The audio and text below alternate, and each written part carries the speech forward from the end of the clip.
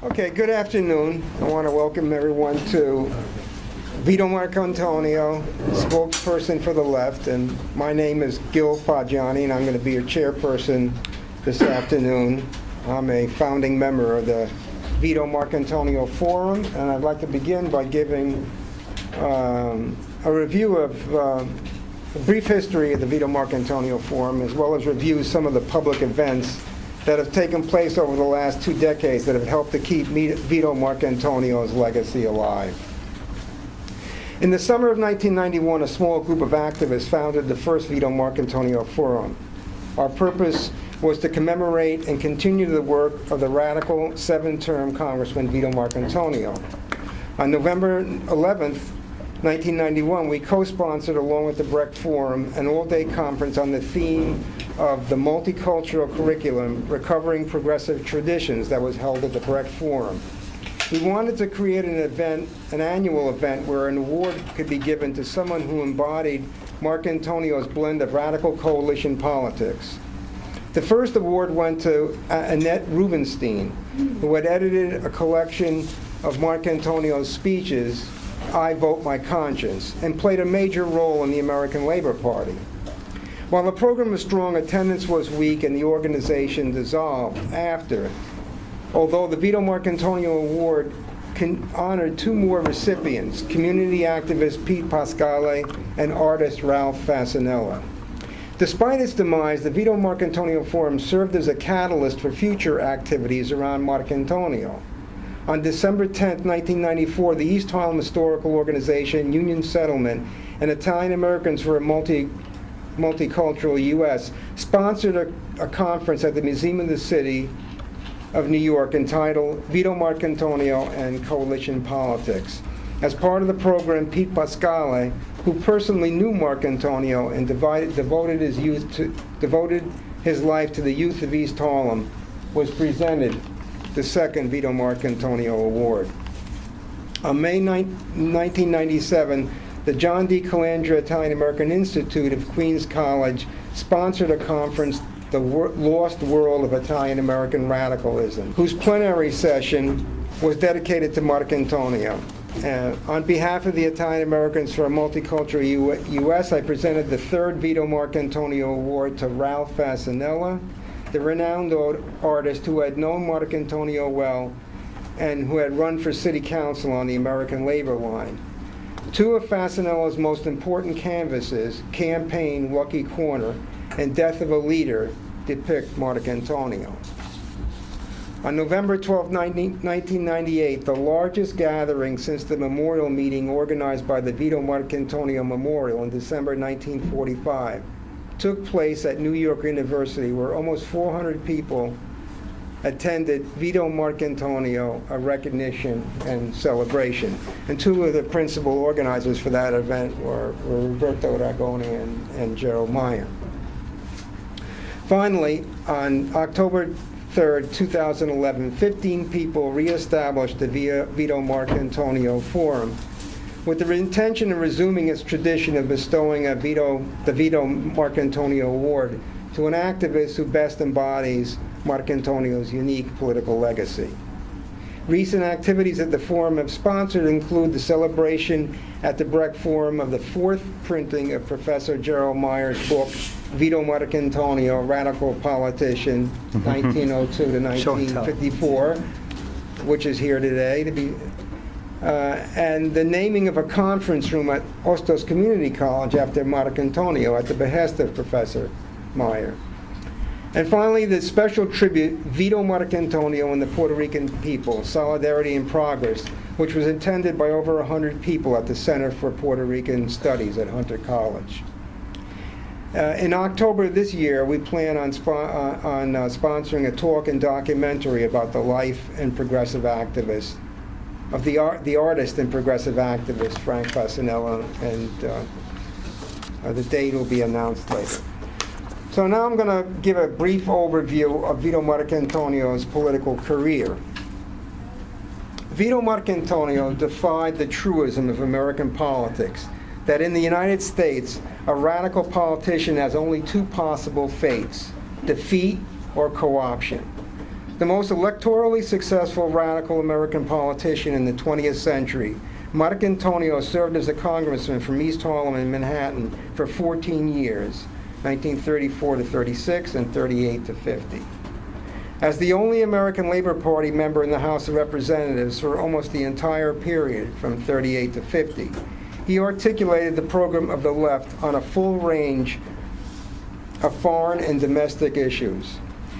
He especially distinguished himself as a fighter for civil rights, civil liberties, the rights of labor, and a defender of the foreign-born. Soon after the founding of the American Labor Party in 1936, Marcantonio led its left wing and by 1944 became the head of the party. The son of Italian immigrants, Marcantonio was born in the Italian neighborhood located in East Harlem on December 1902. When he died in 1954, he lived 4 blocks away from his birthplace. He was the quintessential rooted radical and, in the Gramscian sense, organic intellectual. He attended DeWitt Clinton High School, where he came under the influence of the great Italian-American educator, Leonard Covello, resulting in a lifelong collaboration. After graduating from New York University Law School, he served a 10-year apprenticeship under the master politician Fiorello LaGuardia, who, rallying Italian-Americans in 1922, successfully contested East Harlem's congressional seat. In 1924, LaGuardia appointed the 22-year-old Marcantonio as his aide-de-camp. Less than 10 years later, when LaGuardia ran for mayor in 1933, Marcantonio inherited his political machine. LaGuardia's legacy and his own deep roots in the community proved sufficient to permit Marcantonio a narrow victory in 1934 against Tammany Hall's candidate. Driving Marcantonio's politics were the needs of the people of East Harlem, the Italian Americans, Puerto Ricans, and African Americans. In the House, he had upheld the rights of the foreign-born and the contributions of Italians to American society with an unrivaled persistence and ferocity. Italian Harlem gave him a majority of its votes in all of the elections he contested. 2 years later, in 1936, Marcantonio created a second electoral base, East Harlem's El Barrio, the largest, at that time, Puerto Rican community in the continental U.S. Marcantonio adopted the Puerto Rican cause as his own. He became co-counsel for Pedro Albizu Campos, the leader of Puerto Rico's independence movement, submitted 5 bills for Puerto Rico's independence, and in general acted as de facto congressman for Puerto Rico. One could argue that the Puerto Rican people were never as well represented in Congress as they were during that period by Vito Marcantonio, and that still applies. The blacks, though fewer in numbers, added in Marcantonio's East Harlem coalition. In the House, he was a major proponent of civil rights legislation, serving as sponsor and floor leader for the AntiPoll Tax and Fair Employment Practices bills. Countless times he proposed anti-discrimination amendments onto appropriation bills and then forced roll call votes. What made Marcantonio utterly unique among all other congressmen was his insistence that the Communist Party was to quote Marcantonio, an American political party operating in what it considers to be the best interests of the American working class and people. When the party or individuals associated with it came under attack, no one more ardently or effectively came to the defense. Moreover, on most, though certainly not all issues, Marcantonio advocated for those positions most closely associated with the party. For example, he carried out an all-out attack against the Cold War foreign policies of the Truman administration, and in particular the Marshall Plan. Marcantonio, however, was not a communist. He represented an independent force based on radical principles, charisma, a progressive legislative program, and a fiercely loyal constituency. It was Marcantonio's political machine, through its legendary delivery of services and tireless engineering, that converted East Harlem's adulation for its favorite son into votes. Marcantonio's radicalism engendered an increasingly virulent and determined opposition. In 1944, his district was enlarged to include Yorkville, an area whose majority German and Irish American population proved inhospitable. Nonetheless, his huge majority in East Harlem returned him to the first Republican Congress since 1928. In 1947, the state legislature passed the Wilson-Pakula Act, which Marcantonio said had everything but his picture on it, abolishing the open primary system. In 1948, as a result of a growing press campaign identifying him with communism and organized crime, he had to seek the banner of the American Labor Party. Even then, in a three-way race, he won, albeit narrowly. In 1949, he ran as the American Labor Party candidate for mayor, receiving a majority in East Harlem and a plurality in the district, but only 13.8% of the citywide vote. In 1950, shortly after casting the sole vote in opposition to the Korean War, Marcantonio faced George Donovan, the coalition candidate of the Democratic, Republican, and Liberal parties. Despite an increase in his vote from 1948, from 36 to 43%, and East Harlem's 66% majority, Marcantonio could not overcome what he called the gang-up. After his defeat, Marcantonio became co-attorney for the Communist Party before the Subversive Activity Control Board, and represented individuals such as D.E.W. DuBois, whose views placed them in legal jeopardy.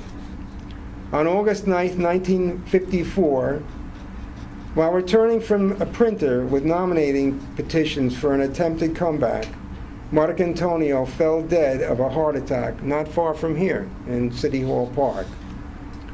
Although he always identified himself as a Roman Catholic, Cardinal Francis Spellman denied him a Catholic burial. Italian Harlem, a community where unity was expressed in death rites, responded by organizing for him the largest funeral in its history. Buried near LaGuardia in Woodlawn Cemetery, his tombstone reads, Vito Marcantonio, defender of human rights. Thank you. So I want to remind people, as I think I might have mentioned already, that we have books here to sell today. Professor Meyer's book, Annette Rubenstein's collection of Marcantonio's speeches, Lost World of Italian American Radicalism, and my book, which is set in East Harlem. Before I introduce the other speakers today, I'm going to read a poem from A Blanquito en el Barrio, which is dedicated to Marcantonio. Litany of San Vito. San Vito of East Harlem, pray for us. San Vito, bread of the poor, pray for us.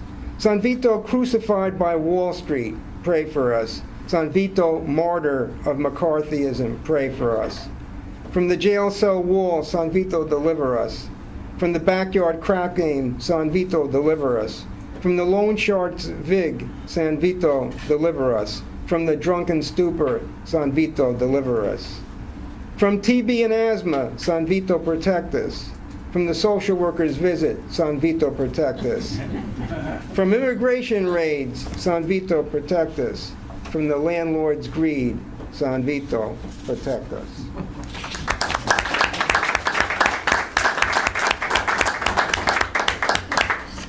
So, our first speaker today is Roberto Ragone. He has 25 years of experience in government, politics, and nonprofits with a focus on using the arts and cultural tourism to foster community and business development. Roberto previously worked for New York for the New York City Council as a special projects coordinator and the New York City Mayor's office as an analysis. Former executive director of the New York's Lower East Side Business Improvement District, Roberto also served as marketing director for the Ciao America Film Project and president and publicist for Fieri, an organization of college students and young professionals interested in celebrating and promoting Italian culture. In that role, as I mentioned, he collaborated with Professor Meyer to produce a multimedia event entitled Vito Marcantonio of Recognition and Celebration. The efforts by Roberto Ragone and Professor Meyer led to walking tours of historic Italian Harlem and the republication of I Vote My Conscience, the speeches, letters, and debates of Vito Marcantonio. This spirit now energizes the newly created Vito Marcantonio Forum, of which Roberto is founding member. And he's going to be, his title of his talk is going to be Marcantonio and Civil Rights. Yeah. Thank you very much. Well, thank you. So I'm going to do a presentation on Vito Marcantonio's advocacy on civil rights. And Gerald Meyer also asked me to do something that we did for our prior event at Hunter College, which is to actually give one or two speeches by Marcantonio, reenacting Vito Marcantonio himself. That's why my fedora is here. And so I will go into Vito Marcantonio mode. Hopefully we'll have time for two speeches, but I'll defer at some point to you and you can tell me. I'll tell you one other thing is that there was so much that I had that I cut and on civil rights, and I still may have a little too much, so I'm really going to try to improvise my way through the amount of time that I have. So I think that Vito Marcantonio looked at civil rights as part of a trifecta of civil rights, civil liberties, and economic opportunity. Civil rights, in terms of voting rights legislation, anti-lynching legislation, and desegregation, were a means of empowering the lower and moderate income whites, immigrants, and African Americans to elect representatives who would favor and be held accountable for protecting civil liberties so people can speak out against political and economic injustice, to hold, again, public officials accountable to pass laws and public policy that provide economic opportunity to the underdog, to fix the shortcomings in our abstract vision that are set forth in the Declaration of Independence, the Constitution, the Emancipation Proclamation, and even the Bible. I mean, he invoked the Bible and said, God made man and all men in his image. We have to reflect that in our democracy. And finally, he wanted public officials to be able to recognize the role that all loyal Americans play in peace and in war, regardless of race, creed, color, and ethnic background. So Marcantonio's initial involvement in the 1930s was less in terms of civil rights legislation and more indirect in terms of the New Deal. So, for instance, he and the emerging American Labor Party sought to ensure that the Works Progress Administration, when they hired people, they wouldn't discriminate on the basis of race. And then he specifically proposed legislation to include domestic servants in the Social Security laws and migrant workers in the wage and hour laws. So this was sort of an implied interest in the well-being of African Americans. Then in that war period, the initial war period, we're not quite in the war yet, 40 to 41. But we're getting closer to war. He sees the war as a backdrop that should pressure us to take action on civil rights. So in March of 41, he emerges as a leading spokesperson for African Americans. He introduces a measure to prohibit discrimination because of race, color, or creed by any agency that's supported by federal government funds. And now, his motive, again, was everything that I talked about before. But, in the war context, I think, I think Alan Schaefer or one other scholar said that he might have also been motivated by embarrassing the Roosevelt administration. Because if you think about it, he thinks at this point, World War II is an imperialist war. All you're doing is cutting funds from the New Deal, and you're giving money to the British defense, and you're speaking in these high-minded terms, but then you're not doing justice to African Americans. Now, in 1942, basically the 42 to 45 period, when we've entered the war, he plays a more prominent role in defending African Americans. And then, again, just to kind of give you the mindset, he's expressing that irony. We're in war. We're actually directly participating. He expresses the irony that, and these are not direct quotes, but can we reconcile a world fighting against fascism and Nazi ideology that's race-based, and then keep the discriminatory laws in our books in the United States against African Americans? He thought this was a message to convey both domestically, but even globally. He felt like that message that we were going to fix our own problems needed to get out even to the colonial people of the world, the people of color in these colonial nations, many of whom are also fighting the Nazis, right? So, and then the other part of it was kind of a military strategy, win the war argument. We have immigrants, we have African Americans who are fighting in this war. All right, their manpower is just as important as anybody else's, and it should be appreciated and reciprocated by demonstrating that we are going to create a society of justice, fairness, and equality. And this was actually particularly important for African Americans because at least prior to the bombing of Pearl Harbor, many of them perceived World War II as a white man's war. So again, it's 1942. He's playing a more prominent role. This is the subtext, right? So he sponsors anti-lynching legislation to make lynching a federal crime. Then he ends up taking up the cause of the anti-poll tax legislation. You see, Representative Lee Geyer, Democrat of California, he puts it in the hopper in early 42. But Congressman Geyer dies in mid-42. I don't remember how he died, but he passes away, and then there was a leadership vacuum to fill. Marcantonio decided to fill that leadership vacuum, and he persisted in getting 218 votes on a petition from congressmen to discharge the bill out of the Judiciary Committee to be voted on.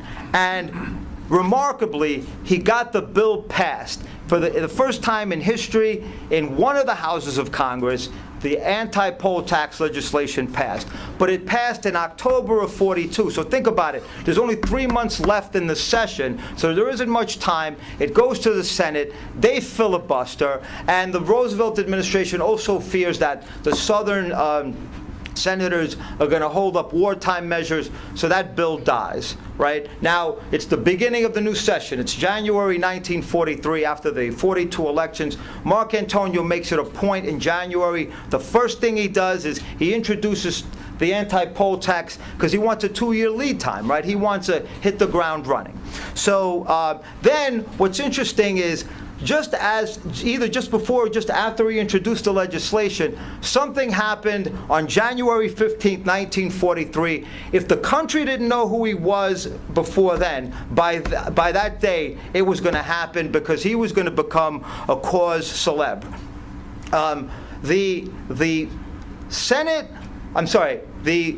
The Democratic leadership in the House, perhaps under consultation by the Roosevelt administration, tentatively appoints Marcantonio to the Judiciary Committee. Now that might have been because there was this recognition that the American Labor Party is playing the classic third-party role of impacting elections, at least in New York State. So, when you have that kind of an impact, you kind of throw them a bone, right? You throw Marcantonio a bone, you throw the American Labor Party a bone. Well, the Southern Democrats were not happy. I mean, they basically revolted. They were all seething in Speaker Sam Rayburn's office. The New York Times, in a front-page article, was saying that there's a potential revolt in the Democratic Party. So again, if there was an event in history that helped bring the Republicans and the Southern Democrats together, it was this one, because everybody knew that everybody was up in arms about Marcantonio's appointment, and he didn't get the appointment in the end. He didn't get the Judiciary Committee. He was still stuck in one of these more, fragmented, what's the word I'm looking for, fringe committees that don't really do don't have much of an impact. But Marcantonio's rejection from the Judiciary Committee made him that much more committed to pursue civil rights in the session. So he began to look at the anti-poll tax in terms of a political strategy that affects the balance of power among political parties, and again, that trifecta I talked about before between civil rights, civil liberties, and economic justice. So he noted that the Southern politicians, many of them are from poll tax states, some of whom are chairs of the committees, are opposing civil rights, they oppose union organizing, they're opposing aid to families of soldiers fighting in the war, they want to cut funds to the New Deal, they want to fund the war, but they're against a legislation that would oppose discrimination even in the war agencies, the war industries, right? So basically he goes on the radio in February of '43 and he gives a speech telling people, you have to tell your representatives to support the anti-poll tax. And he kind of lays out the numbers. I mean, and I'm going to lay out the numbers without getting too complicated. Basically he says there's 8 poll tax states, right? In a regular election in a regular district in the country, you get turnouts of 40,000 to 500,000 people. In these poll tax districts, you get turnouts of 2,000 people with small margins of differences. And what that all really translates into is the disenfranchisement of 4 million African Americans and 6 million poor white Americans. So he was actually looking at the poor Southerners as well, who even outnumbered the African Americans in terms of that disenfranchisement. And he kind of made that argument that undemocratic elections make for undemocratic representation. This is sort of a paraphrase. And undemocratic representation makes for repressive and reactionary legislation.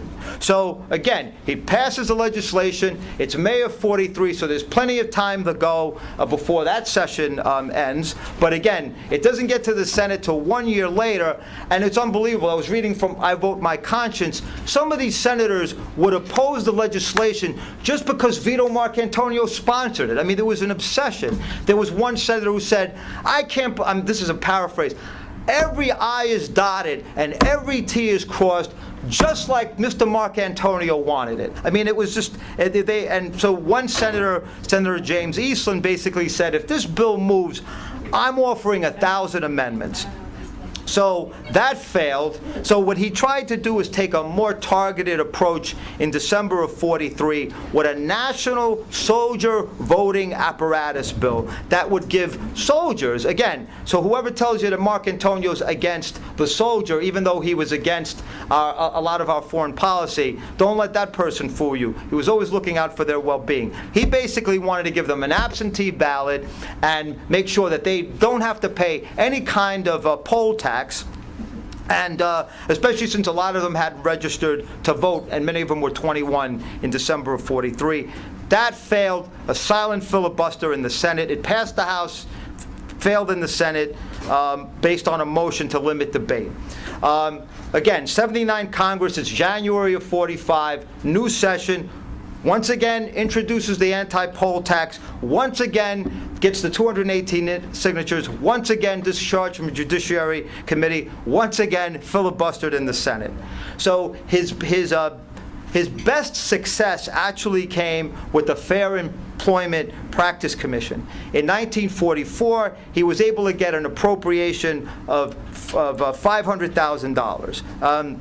Now, he wanted an agency with teeth, with the power to assess fines, to issue cease and desist orders, to hold hearings if somebody was discriminated against, and to require that employer hire that person who was discriminated against. It didn't have that many teeth, but to make sure that the FPPC would have some degree of viable funding, he did something. He learned well from LaGuardia, because LaGuardia taught him parliamentary procedure.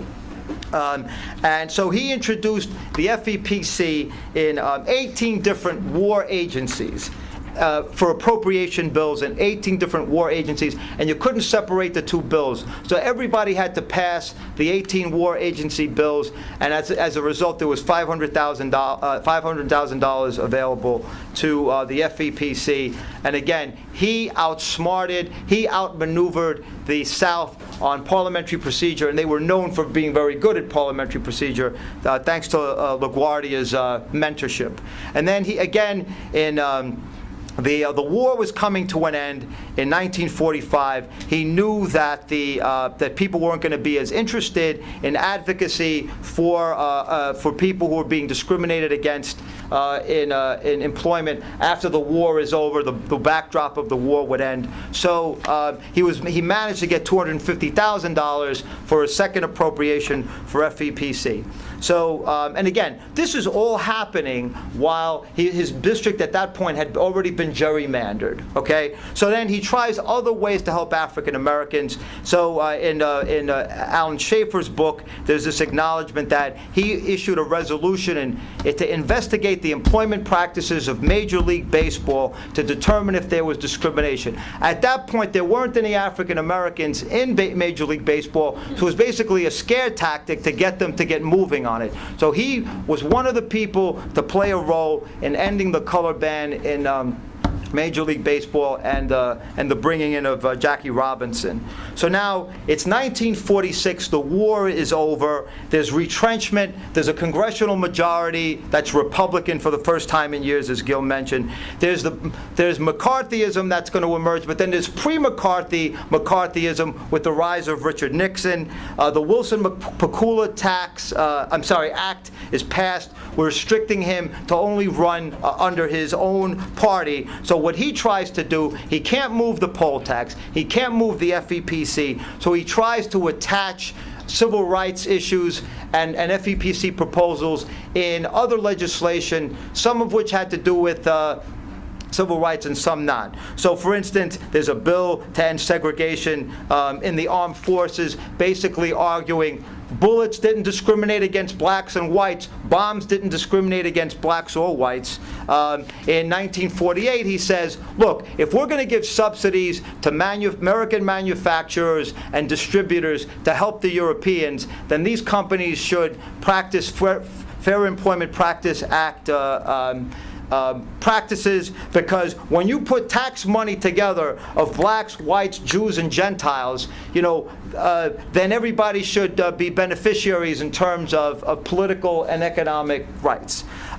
He tried to put language on fair employment in the Taft-Hartley Act. That failed. And then he tried to bolster legislation by Adam Clayton Powell, for instance, to help desegregate the District of Columbia. And again, he says, when you put the money of African Americans together with white money, how can you argue that it's okay to use that money to desegregate African Americans from the rest of society? In 1948 to 1950, again, he was losing his power, and so he actually, after Henry Wallace lost, he felt he needed to make it a point to actually even lace into Northern hypocrisy. So in a lot of his speeches from 49 to 50, when he was trying to pass desegregation in housing and so on, he'd say, where are the October fans of civil rights now? There's only the South only constitutes a small number. Why is the North not keeping its campaign pledges? So I think one of his last speeches on civil rights, he says, I know everybody's annoyed with me, Marcantonio, and all my amendments, but I'm going to keep fighting as long as I'm here to make sure that there's justice for everyone. So hopefully there'll be an opportunity for me to give one of these speeches as Marcantonio, but I pass the torch to Jerry right now. Thank you very much. All right, so I'm going to do, I'll do a speech that I've also edited, all right, that's about 2 minutes and 2 minutes and 50 seconds, right? A little under 3 minutes. And this speech actually does reflect. You can have the 3 minutes, okay? Is that all right? I tried to time the. Thanks a lot. All right. I need time to breathe. Exactly right. Exactly. Let me just see. Don't forget the hat. Yes, I will. I will not forget the hat. Say the same thing. All right, I lied. This speech is 3 minutes and 45 seconds, if that's okay. Right, exactly. About a half inch, right, exactly. All right, so again, this is a speech, April 26th, 1950, that reflects the fact that he now wants to hold the North accountable. Mr. Chairman, this amendment prohibiting segregation in all educational institutions receiving federal aid is an important amendment. It is offered in a sincere endeavor to bring about results in a situation which is crying for results everywhere in the country. This Congress must be judged by the status of civil rights in this nation. It must be judged by its records on civil rights. As a matter of history, the character of any period or any institution must be judged by the status of civil rights. As long as the oppression of the Negro continues, aided and abetted by government, then that government is a retrogressive and reactive and reactionary government. I am shocked, and I think the American people are shocked at the neglect, the indifference, the egregious and calloused indifference with which this Congress has been dealing with this subject. The majority of this Congress was elected on the pledge of the Civil Rights Enactment. There are no more than 110 members who come from below the Mason-Dixon line. They do not constitute a majority in this House. This is a mathematical fact. Yet, we have not been able to pass a single piece of civil rights legislation. Every time an amendment of this character is offered to the Committee on the Whole, what happens? Only last week I offered a similar amendment with respect to the desegregation of the District of Columbia. I noted what happened on the vote on that amendment. 50% of the members present remained in their seats and did not vote. The Dixie Democrats did not remain in their seats. They voted. They voted against the amendment. They voted in accordance in the manner in which they campaigned. They campaigned against civil rights and they voted against civil rights. Yet, the minority becomes the majority in this House because the majority, which campaigned on the proposition that if elected, it would enact civil rights legislation, is reneging on its campaign pledges. How do you justify it? You cannot put up the states' rights argument on this one. You are taking federal funds, and when you take federal funds, you take those federal funds subject to the conditions under which the government gives you those funds.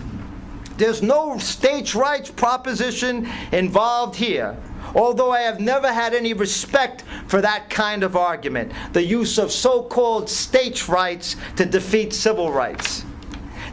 These are federal funds, and the federal government has a right to say to the recipient states or institutions how these funds are to be spent. This is supposed to be a civil rights Congress. I am calling on this Congress to say to the state or to the institution, the recipient of these funds, quote, look, you cannot spend the money for the purpose of segregation or discrimination in jobs or employment. You cannot answer this argument except by asserting the racist arrogance of white supremacy. This is the only basis upon which you can oppose this amendment. Honesty, morality, decency, law, yes, the Constitution require the House adopt this amendment. Wow. Thank you very much.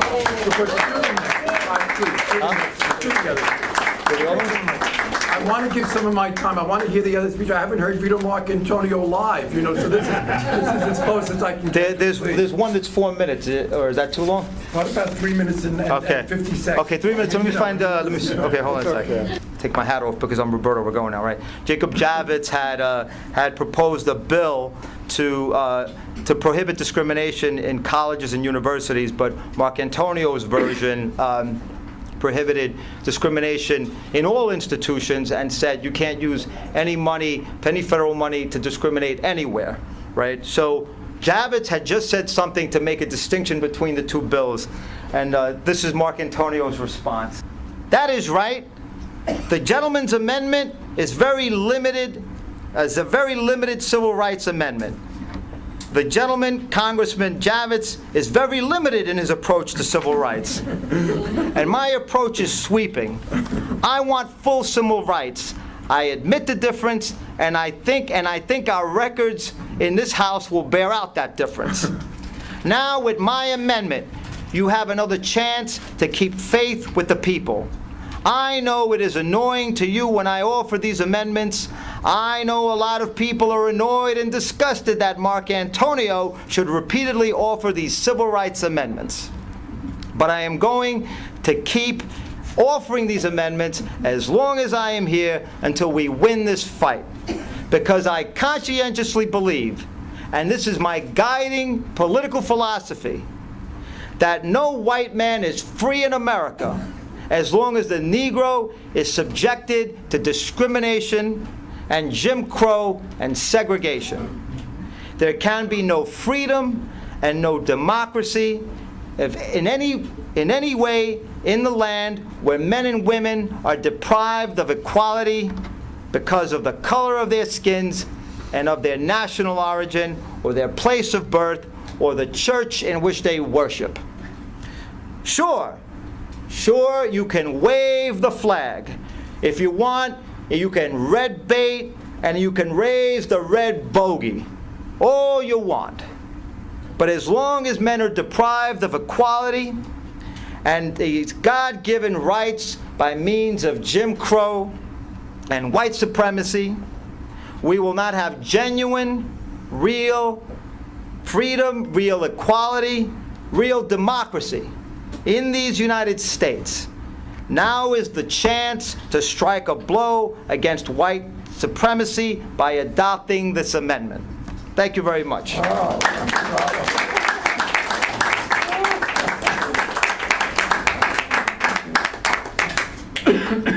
Okay, I'm going to introduce our next speaker, Professor Gerald Meyer. He was born in Hoboken, New Jersey, and raised in Hudson County, New Jersey, and currently is a resident of Brooklyn. Progressive politics engaged him from a young age, and upon entering the history program at Rutgers University, he organized the Liberal Club, which worked to support civil rights and liberties.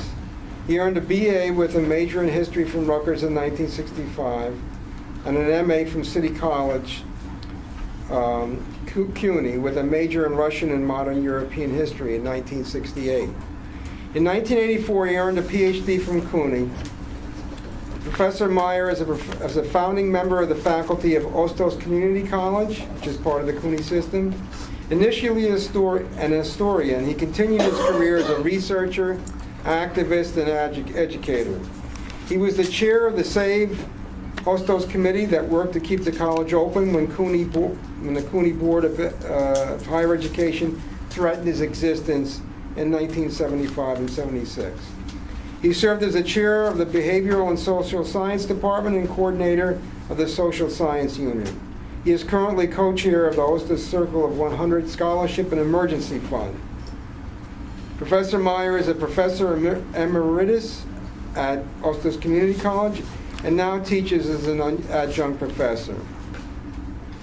He is the author of Vito Marcantonio, Radical Politician, and with Phil Canistrato, co-editor of The Lost World of Italian American Radicalism. He has had published over 60 articles and reviews on a wide range of subjects, including the Italian American educator Leonard Covello, as well as the intersection of radicalism and immigrants, cultural neglect. Professor Meyer serves as on the editorial boards of Socialism and Democracy and Science and Society. He appears in documentaries, reviews manuscripts for publication, and lectures widely. He has helped launch the Vito Marcantonio Forum, which is dedicated to advancing the life and work of that great Italian American. And today he's going to be speaking on the theme of Vito Marcantonio, fighter against Cold War foreign policy.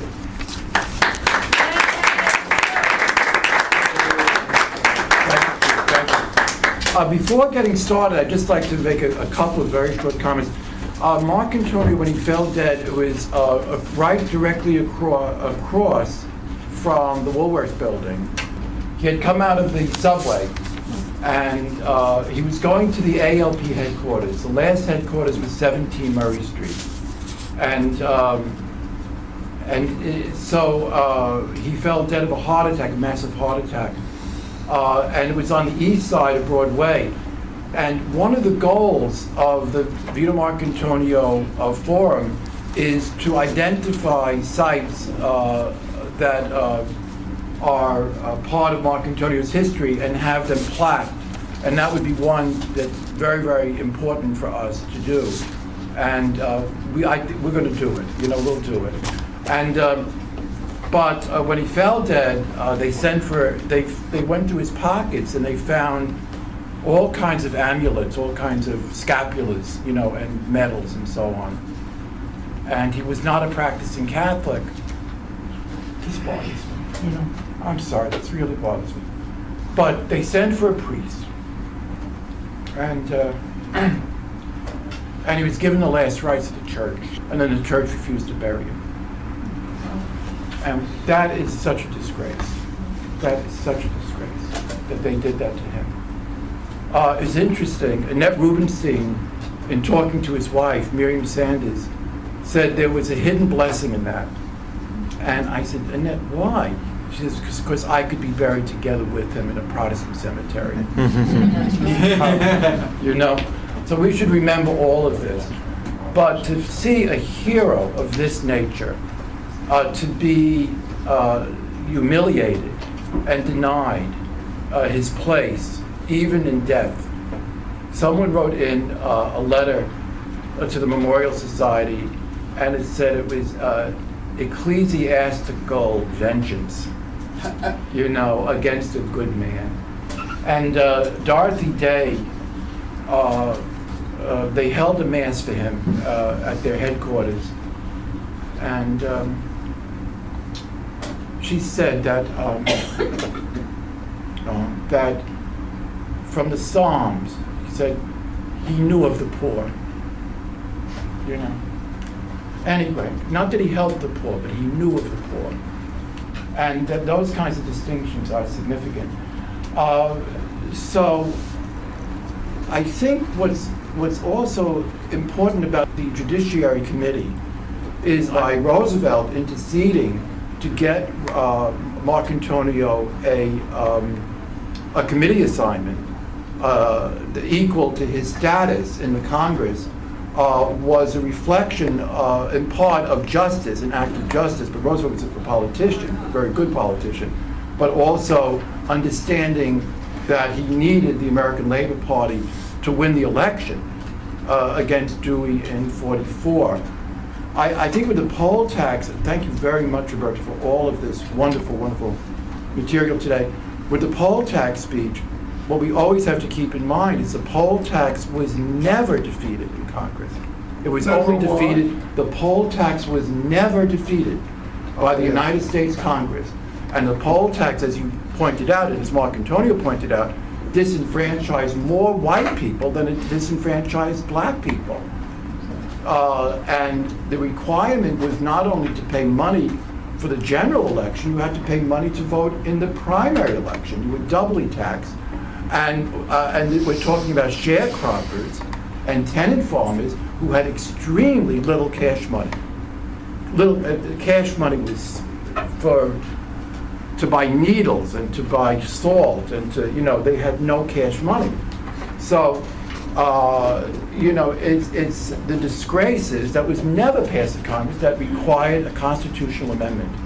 What was the number of the constitutional amendment? Was it 23 or 24? 64 or 65, I thought. No, That's what the was year, the number of the year. amendment? It was in 23? 63, 64. It was defeated by a constitutional amendment. I heard something I'd never heard before. When Marx was saying, when Marcantonio was saying that white men would never be free until black men, were unchained, that really comes from Marx. And that was maybe either subliminal or just in his brains, but that was Marx's famous statement that white labor could never be free until the blacks were no longer in chains. And then I guess that's it for this. But I started out, I got myself into trouble. I do this, my age, you're not supposed to get yourself in trouble. You're supposed to know better by now. By taking on this subject, and it was really, I found it very daunting. But it started out with the title. We're making this very big assertion in this title, and when you do that, you have to be prepared to defend that, So how can we defend this? That Vito Marcantonio was the spokesperson of the American left. I think that's accurate. I think from 1938, when Marcantonio was first elected, as has been pointed out, as a Republican, a maverick Republican, Italians in large numbers voted for the Republican Party because the Democratic Party was Irish-run everywhere, and the relations between the Irish and the Italians were very poor, and the Irish machines yielded little or nothing, really nothing, to the Italians, and so as a result of that, many tended to vote Republican, which is what occurred with LaGuardia as well. But in any case, as a very radical congressman, Mark calling for nationalizations of, idle factories and all kinds of wonderful stuff. But Marcantonio was a kind of an outsider. But there were not that many Republicans elected in '34, so he got excellent committee appointments with which he did wonderful work as a freshman congressman. But he was defeated in '36 in the Roosevelt landslide. He was still running as a Republican, and on a third party, which has been forgotten, the All People's Party, which was a kind of a predecessor of the American Labor Party, it was a CP-led coalition type of party, and it got a lot of votes in the Puerto Rican areas on the All People's Party, but was narrowly defeated by James Lanzetta.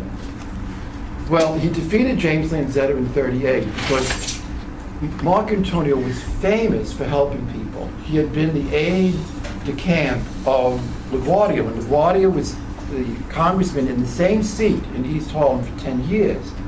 And Marcantonio was his aide-de-camp, and so he took care of all the business of the services in the community to help people, and they did a masterful job at that. And then when LaGuardia became mayor, Marcantonio inherited that seat. But he did that work Marcantonio did the work while LaGuardia was in Washington of taking care of all the needs of the constituents in East Harlem. He did it masterfully. But in the 2 years that Lanzetta was in office, every time as someone asked for help, he said, next week. Yes. So Marcantonio pinned on him James Lanzetta, or Jimmy Next week, Lanzetta. Jimmy next week. That haunted him to his grave. In that kind of an Italian community, if you got a nickname, you were stuck with it till you're dead, and after, beyond that. So he became Jimmy next week. And never ever to win another election, by the way. But poor guy. Anyway, so when Marcantonio, in the period, this 2-year period, when he's not in Congress, he becomes president of the International Labor Defense. And it's during that period, as president, which was the legal arm of the Communist Party, and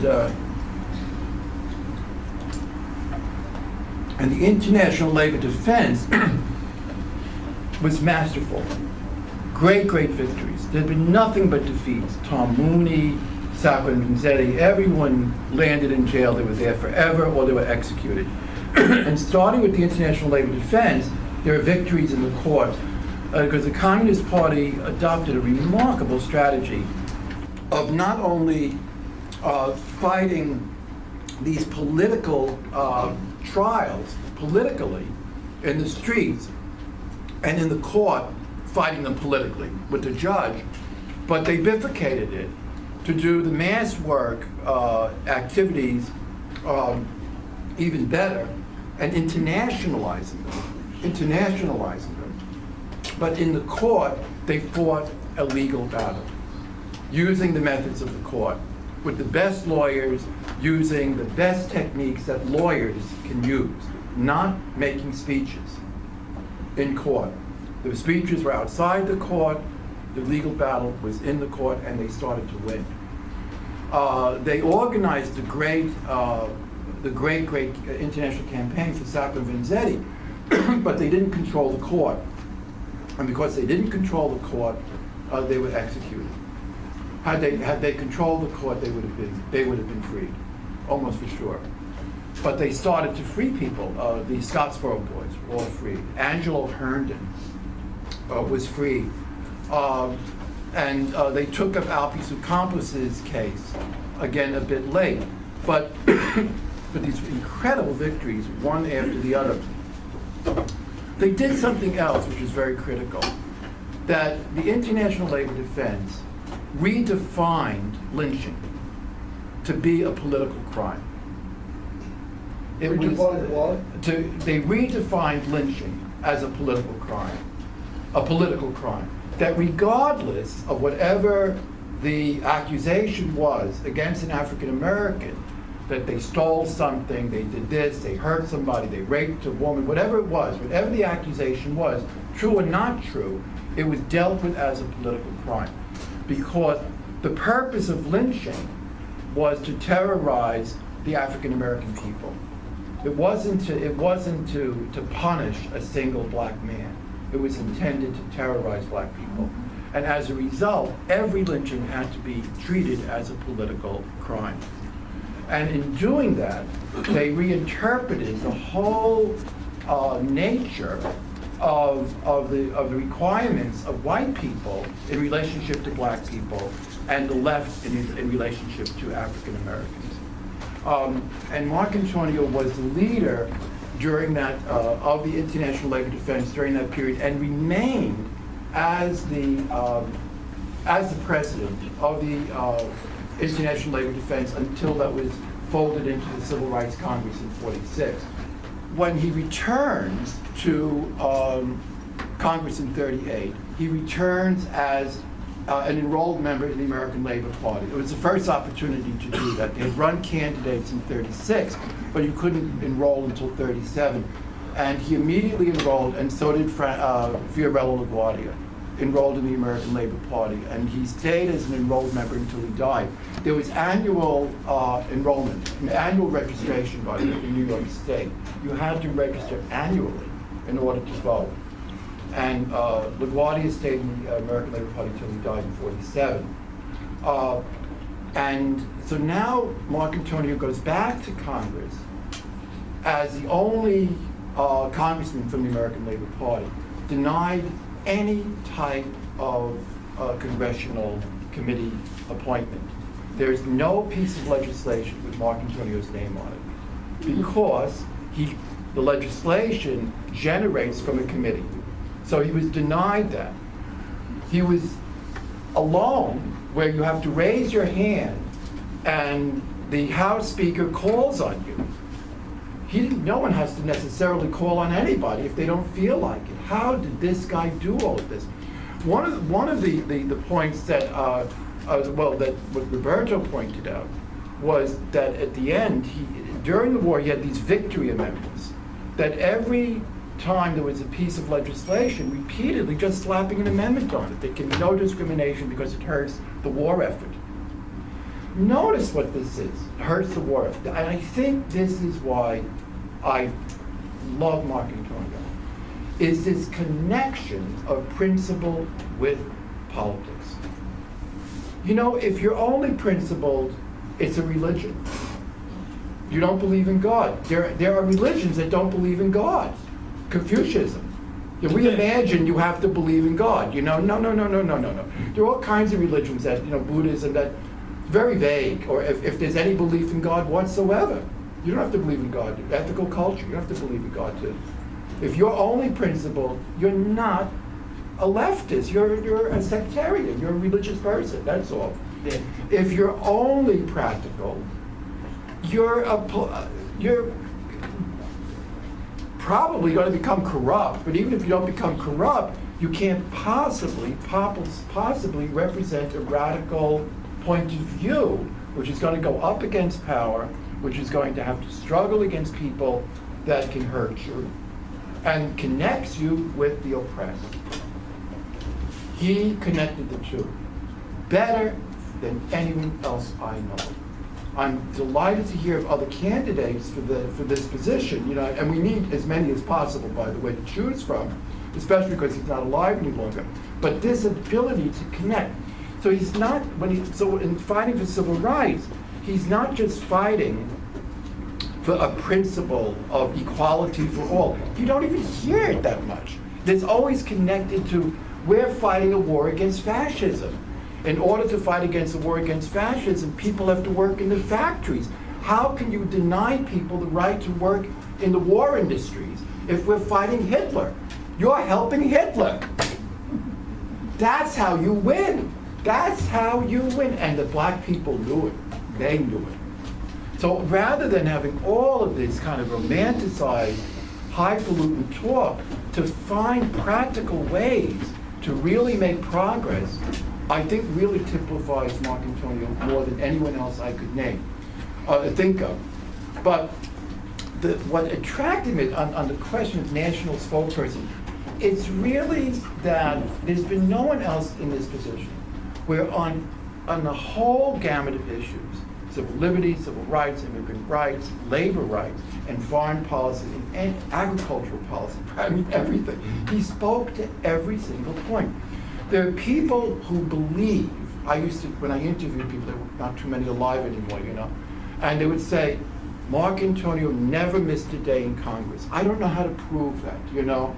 There are other people that said he spoke to more subjects than any other congressman. I don't know how to prove that. There were people that said that he spoke more often than anyone else in Congress. I don't know how to prove it, but it might just be true. It might just be true. He was on his feet fighting with the most knowledgeably, but with a great rhetoric, with a wonderful sense of rhetoric, a wonderful sense of the organization of an argument. He was a lawyer after all. And he had a great mentor. He had a few mentors. But one of his greatest mentors, of course, was Fiorello LaGuardia, who was a great, great, great congressman. The greatest mayor in the history of the United States, but he also was a very great congressman who had his name on bills. The Norris LaGuardia bill, most important piece of labor legislation until the Wagner Act. Because he was a Republican, he could get his name on legislation. But as I was doing some research, well, how am I going to do this? Talk about foreign policy. So I came across in I Vote My Conscience. Annette T. Rubenstein was a high school principal who was blacklisted in 1950. And her mother was blacklisted. So the two people, all the money coming into the house was gone. All their income was lost. And so what she did is went to the library and for 1 year looked through all of the congressional record of Marcantonio's speeches and excerpted them. It's brilliant. It's just brilliant. It's an act of love. She loved Marcantonio. She loved him.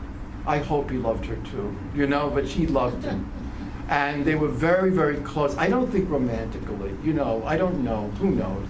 But, you know, but I would hope they were, you know, I really do. But in any case, you know, but they were very, very close comrades and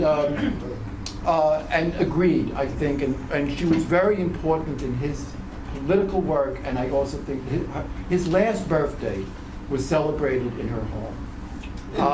In her home, in her apartment, where she lived with her mother. And so this is just an extraordinary act of love and an incredible resource. It's a remarkable, remarkable, remarkable resource. So I'm looking through this for shortcuts of how to do this for today. And I come across a rather long excerpt about Marcantonio speaking against the Marshall Plan. Wow. That's not so easy, because in this case now, you have to get on your feet and argue why the United States why the Congress should vote against giving aid to war-ravaged Europe. That's not easy, especially if your constituents are Italian and and are first and second generation Italians. Now, how do you argue that? Well, how do you argue why giving billions of dollars, hundreds of millions of dollars in aid to Europe is wrong and not an easy task? He becomes the floor manager of the opposition to the bill. He's not a member of a major party. It's hard to figure out how could a congressman, this is just part of the speech, how could the congressman get this much time? Congressmen are allowed, 5 minutes or less? That's it? This goes on and on and on. He gets this time because he's the floor manager of the bill. He was a floor man, or the opposition. He's a floor manager of the opposition to a bill. He was a floor manager of the opposition to the Taft-Hartley Act, for example. So he's a floor manager against the Nixon bill to outlaw the Communist Party. Why? Because the Democrats are scared. They can't get on their feet. They can't argue these things. They know they're wrong, so they turn to Marcantonio. Would you help us out? And he takes full advantage. How does he do the? How does he make the argument? And I think that how do you make the argument to be heard so that someone else could possibly relate to what you're saying and what you're doing? And as I was reading this, some of this became clear to me after all these years of looking at this material. Part of it is an appeal to history.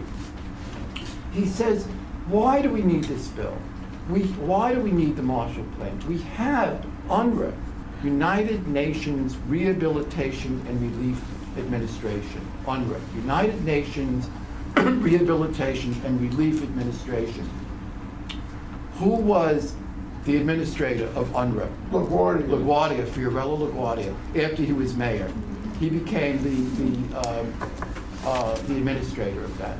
And UNRWA was based on, which was founded by Roosevelt, was founded on the principle that countries which were not occupied by the Nazis, Canada, the United States, and England, interestingly, that those countries that were belligerents in the war but not occupied by the Nazis, that they had a responsibility to provide funds to the countries that were occupied and that were devastated.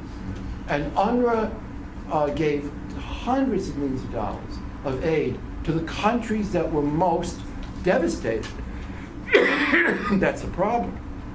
Country number one, China, which was becoming communist. Number two, Ukraine. Number three, Yugoslavia. This became a problem. Then there was Italy, interestingly. But here the Cold War is breaking out. And the aid coming from the United States is going to countries that are going socialist. And the aid was distributed not by the donor countries, but through the United Nations to meet the greatest areas of need in Europe. Now the Marshall Plan becomes politicized. Now the money the aid can only be donated to countries that agree to a set of principles. What are the principles? That there be free trade, that there be responsible government, that there be an economic union, that the economies of those countries can be monitored. In other words, that they had to remain capitalist. And not only capitalist, they would have to have free trade which meant that there could be no tariff protection for their industries, and the United States could just sweep in with all of the United States surplus products and flood the markets and dominate those countries. These are hard arguments to make. This is during the communist leadership is going to be arrested in a couple more months. The loyalty acts are causing massive blacklistings and firings. The deportations are beginning, the orders of deportation are beginning right across it. And now you have to make this argument. Mr. Chairman, time and time again, I won't read all of them, just some excerpts. I thought in the book I don't have enough of his voice, so I'm compensating him. Mr. Chairman, time and time again, when we have this question before us, I have contended that the Marshall Plan, as embodied in this bill and other similar bills, is a plan to guarantee the establishment and continuance of satellite governments. He's throwing that right in their face. They're calling Czechoslovakia a satellite, they're calling Yugoslavia a satellite. He said the United States is creating satellites. He did a lot of that. When he was attacked for being a communist, he never said I wasn't a communist. He always said, if I'm a red, so be it, or whatever. You say I'm red, but I'm not yellow. But he didn't back away from that. It was like a street fighting tactic that's really very effective. He used their language against them. Governments that are or will be satellites of our State Department, governments that can destroy and defeat the aspirations of the people of Europe to establish an economy of their own. This is about monopoly capitalism, as we know it, big trust capitalism. It's interesting in a way, that distinction, big trust capitalism. They know that they are a very small minority. That's for sure. And so to attack private property per se would mean to put in the opposition small farmers and small businessmen. So this distinction of monopoly capitalism, trust capitalism is always there. It's not capitalism per se, it's monopoly capitalism. I figured out his constant use of Wall Street over and over and over. Wall Street, Wall Street, Wall Street, Wall Street. It seems a little, boring after a while. But what he's avoiding doing is saying the United States. It's very interesting. This is the kind of mistakes we make on the left. Like we're not patriotic, Well, guess what? Like most people are. We're not religious. Guess what? Like most people are. And we offend them. We offend them. We just offend them. And we isolate ourselves. I think a lot of this comes out of an understanding coming out of the Popular Front of that you can't win without really understanding the culture of the people and not attacking their culture. Marcantonio never challenged the culture of the Italian community. He marched in the processions. He lived the same lifestyle. He lived their lifestyle. And this is very critical to people. If we are that different than people, we can't be their leaders. We can't really even perhaps be their comrades. We're making decisions. It's decisions about what we're doing. But I think in the language, I kept saying, well, why Wall Street, Wall Street, Wall Street? He never says America or the United States. See, it's not the American, even the American government so much. It's about Wall Street. It's always on Wall Street. Notice, however, how much better that is than saying the 1%, for example. If you're saying Wall Street, it does mean, in fact, the capitalist system. But it's not personified. It's kind of objectified in some way. Because the use of history, the appeal back to LaGuardia this year, the appeal back to Roosevelt, one of the points that's so difficult and so painful is with all of the successes of the left coming out of the Great Depression, coming out in World War II, the alliance with the Soviet Union to defeat fascism, the building of the CIO, these incredible accomplishments. In 1943, in the city council election, which were run according to proportional representation, 25% of the voters in New York City voted for either the Communist Party or the American Labor Party. 1 out of 4 voters in New York City voted for either the Communist Party or the American Labor Party, which at that point was going to soon become communist-led. 1 out of 4. All of that presence on the left, how did it evaporate so quickly? The repression is much worse than we want to face and much more comprehensive, but it's disturbing. There was something thin in that, where we didn't get further down. But in Marcantonio's case, getting him defeated almost took the organization of changing state election laws, of having the New York Times run editorials day after day.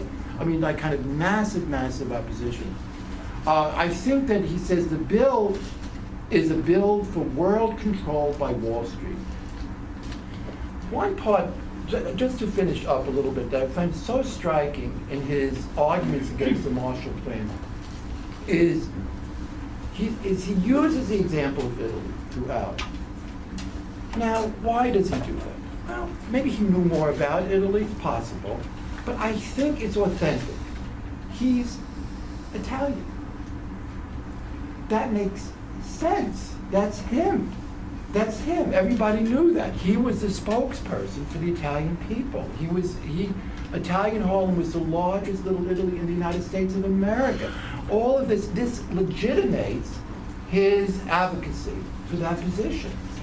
I mean, this is like called common sense, that he would do that. But there's another reason that at that point, what was really being challenged the most was Italy. The United States had militarily entered into the Civil War in Greece. So there was a question, and that wasn't going too well for the communists. But the Civil War was going on. Now, in Italy, the other possibility of a European country going communist would have been Italy. There are 2.5 million members of the Communist Party. By 1975, 35% of the Italians voted communist, and an allied party was another 5%. 40% of the Italian people voted communist in 1975. But this was really developing. The whole north center of Italy and every major city was essentially controlled by the Communist Party. So that was really the target for a great deal of this, the Marshall Plan and so on. And there was a massive, massive mobilization within the Italian community to mobilize the Italian community to influence, to try to use its influence with their family members. All of them had family members in Italy. All of them. I don't think there could have been 3 exceptions in the United States. To write letters, to send packages, to tell them to vote against the communists, to say that they could never be able to enter the United States and visit families if the communists won, or if they voted for the communists. And using Italian Joe DiMaggio and Jimmy Durante as part of this campaign.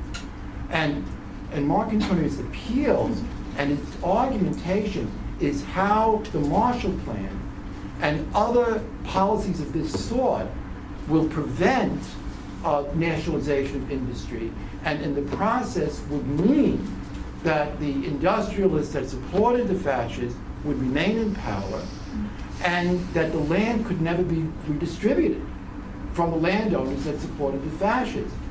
And that also this meant that Italy would become a satellite of the United States, lose its sovereignty, and how this is not for anyone's benefit. And the language is just extraordinary. And that all of this was leading toward war. That inexorably, this was all leading toward war.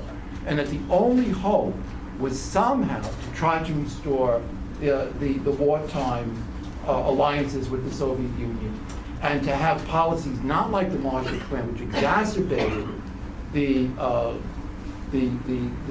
division, but to find ways to reconcile the two. So thank you very much.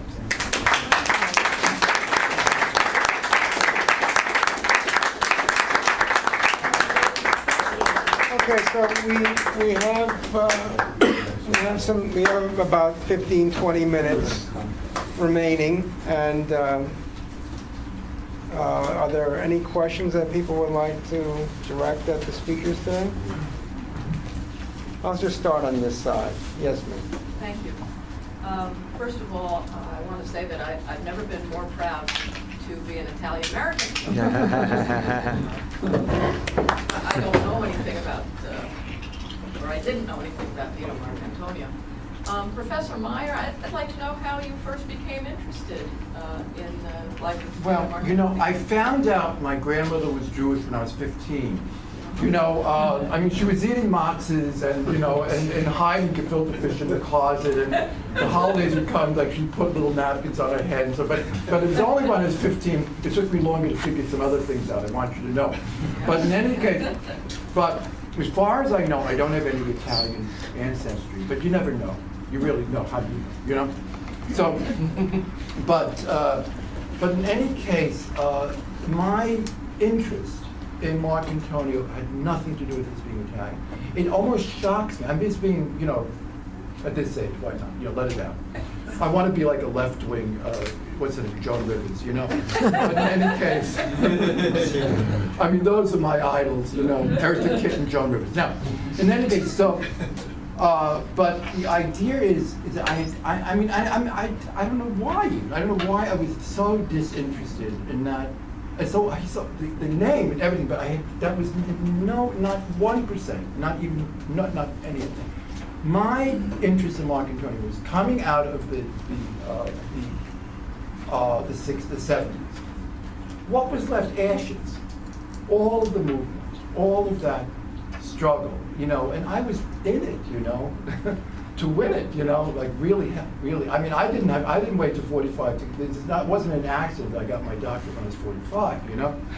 I was very busy politically, and at the end, what did we get? You know, it was ashes. And it wasn't like with the McCarthy era. There were ashes because they burnt everything down. The enemy burnt it down.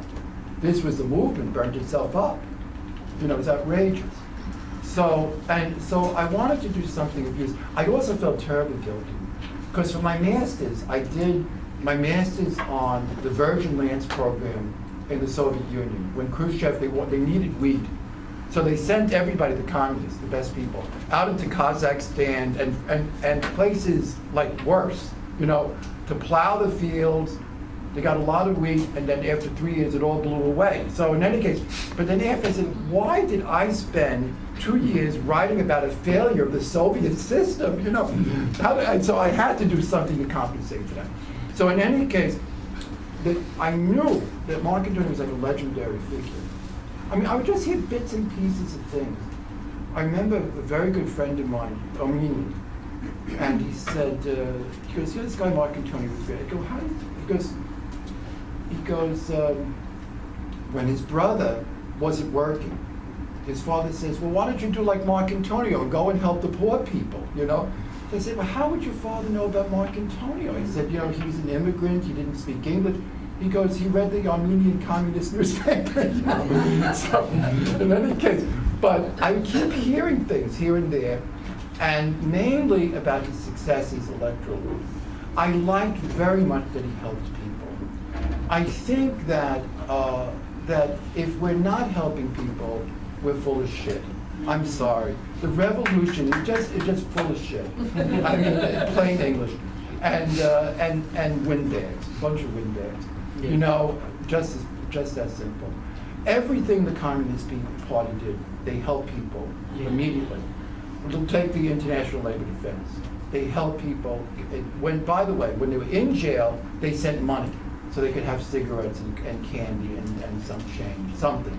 The unions, the International Workers' Order, they had lodges so poor people could have vacations, and they have be part of a mandolin orchestra, learn their first language, can, you know, have some education, whatever. It was everything that was done.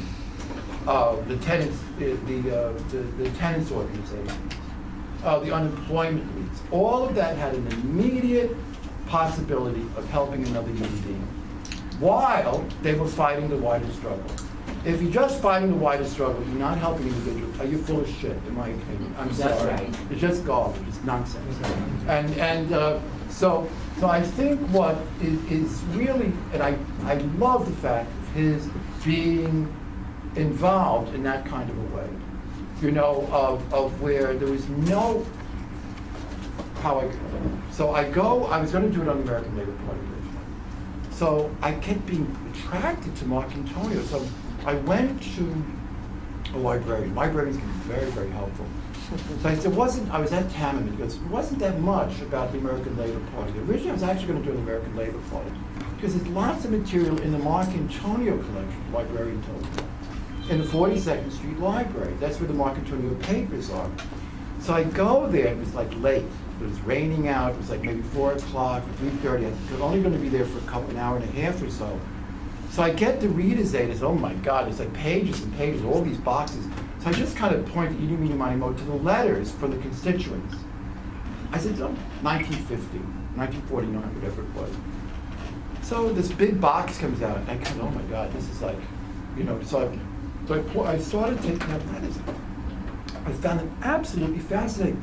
These are the people that people came to his office every Saturday, to his office in Italian Harlem, and every Sunday to his office in Yorkville. He spent his whole weekend there. He saw every single person until the last person was finished. Everyone got a number, like a deli. Everybody got a number, and he went one after the other, after the other, after the other. He'd shake their hand on with congressmen, he'd listen to, there was, I think my friend, my colleague here can help you, and he had all the volunteers in Edward Epstein and others, helping them with their problems of their life. And the people that couldn't see him or lived far away, they wrote letters. And these are the letters. One of our members is now dramatizing those letters, Lulu Lolo Pascal. And she couldn't be here today. She's dramatizing those letters, and I think ultimately performing them, and will ultimately have a book from that. But so around the third or fourth letter, I picked it up, and it was a Puerto Rican woman. She says, "Dear Ma," she goes, "I know you help everybody." She goes, "And you know that my 3 children don't have a daddy, and I want you to give me a small turkey, and for Thanksgiving." He goes, "And I know you'll do this because you are the bread of the poor people." That was it. That was it. Okay. That was it. Okay, thanks. Tom, only 3 questions. Yeah, a 3-part question, but it's really one question. Why was Marcantonio defeated in 36? Why was he defeated in 1950? And would he have been reelected if he had run again in 54, 56? Well, in 36, those are good questions. Tom is a very good question. In 1936, Marcantonio was defeated because there was the most astounding surge of voters to go to the polls to vote for Roosevelt. I mean, in 32, it wasn't clear, you know, what Roosevelt was going to do, but by 36, that was it. I mean, people really felt they had to vote for him. You know, I asked my mom, I said, "Why do you always vote Democrat?" She said, "Well, I was working in Whole Thousands. That was the only department store where we lived.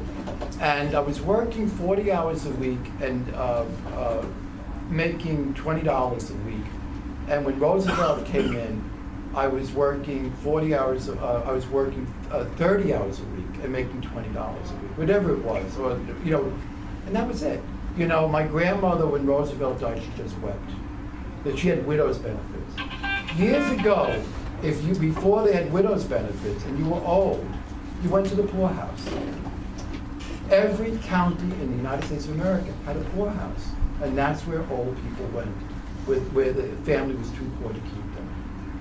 Or there already was a mother-in-law. You couldn't have 2 mother-in-laws, you know, in the same place.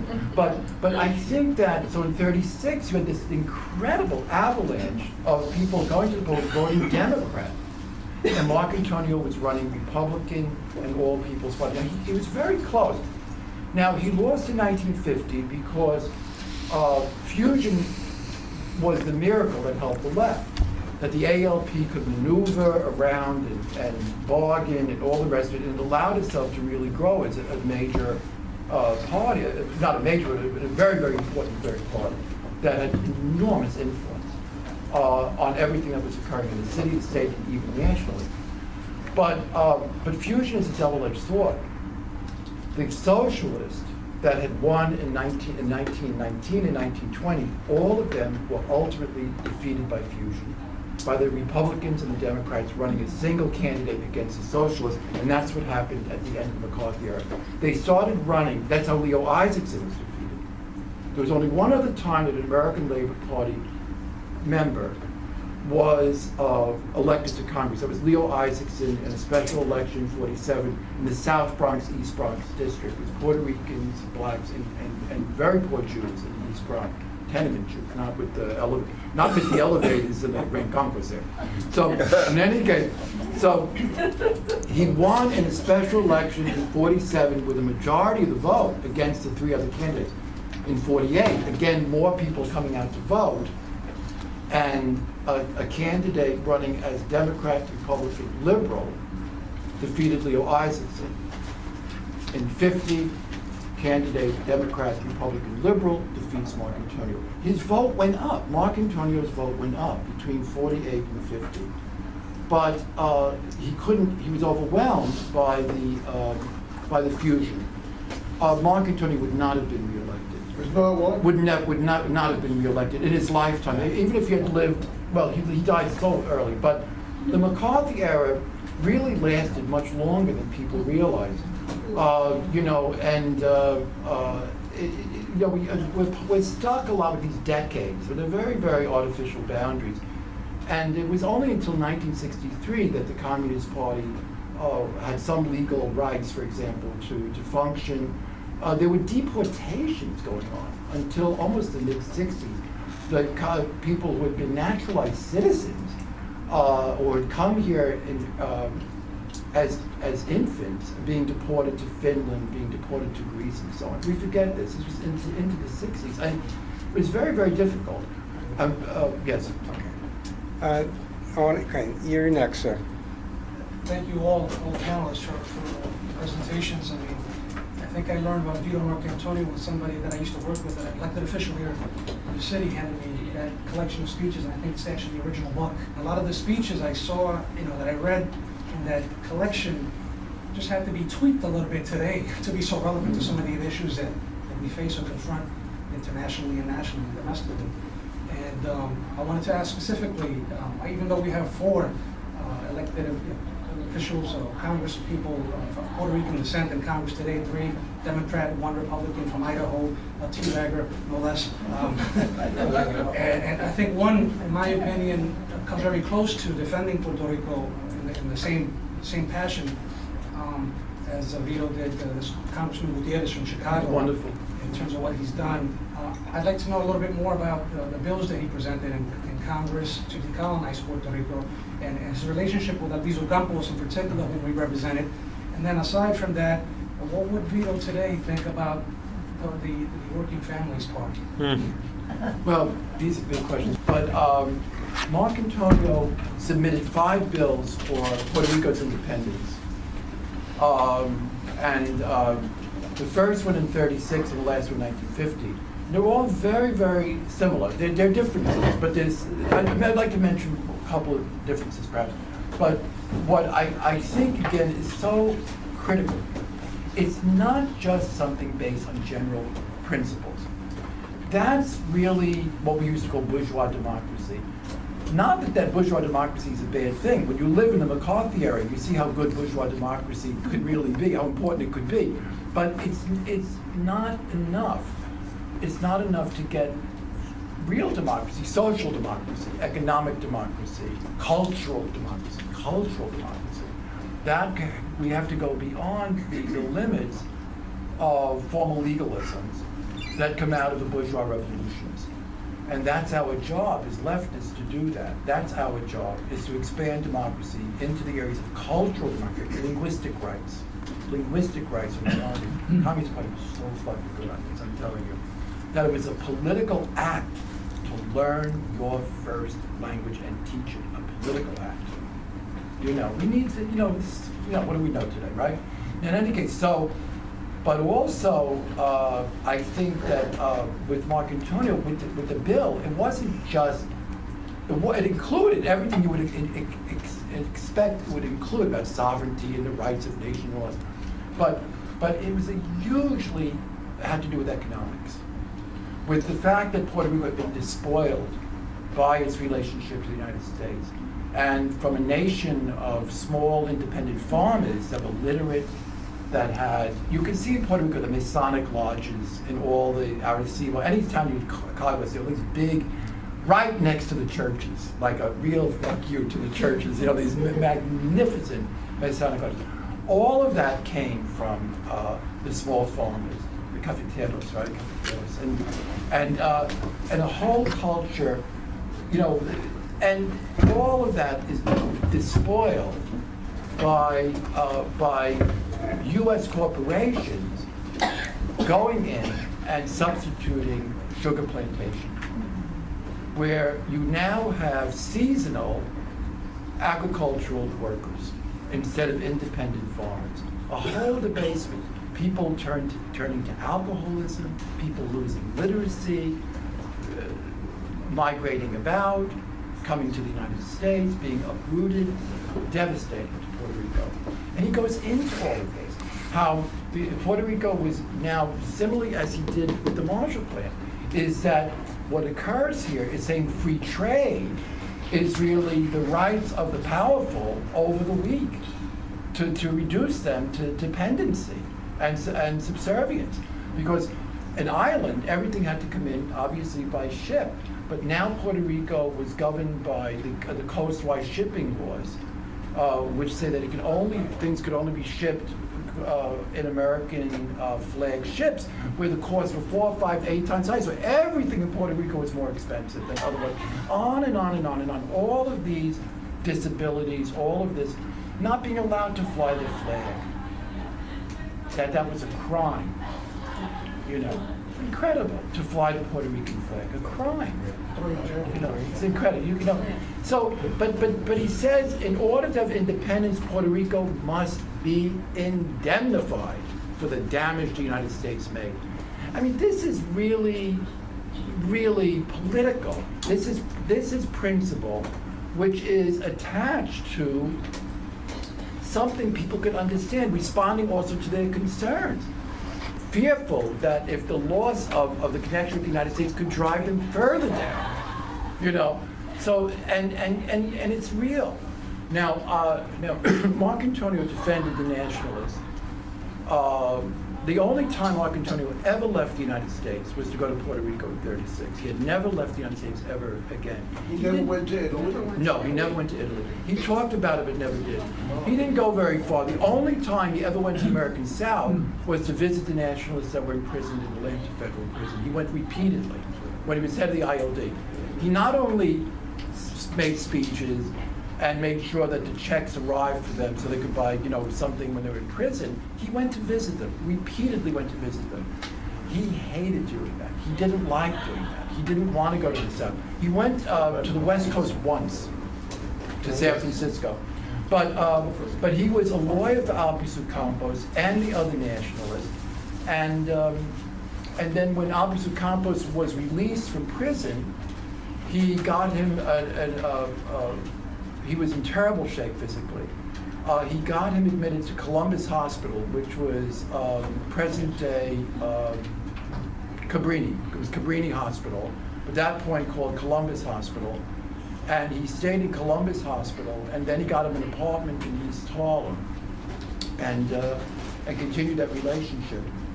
But the Working Families Party is a pale shadow of the ALP. The people that founded it know the ALP very well. They come from that political tradition, but they don't have any guts. They just don't have any guts, and they're not willing to take a chance. They're left-wing trade union bureaucrats. Guess what? They're left-wing trade union bureaucrats.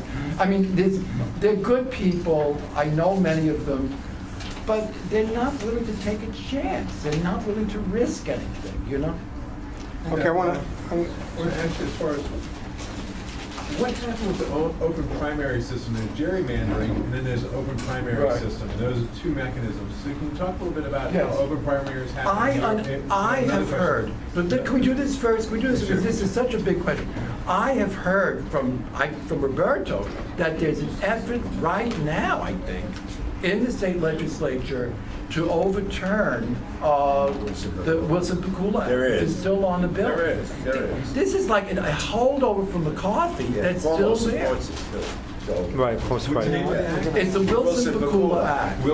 And the Wilson-Pakula Act said that, was aimed at Marcantonio, is that you can only run for office in a primary to which you are a registered member, an enrolled member. And to run in a primary of another party, you have to get the permission of the county committee. Now, in Manhattan, for example, that would have been Tammany Hall.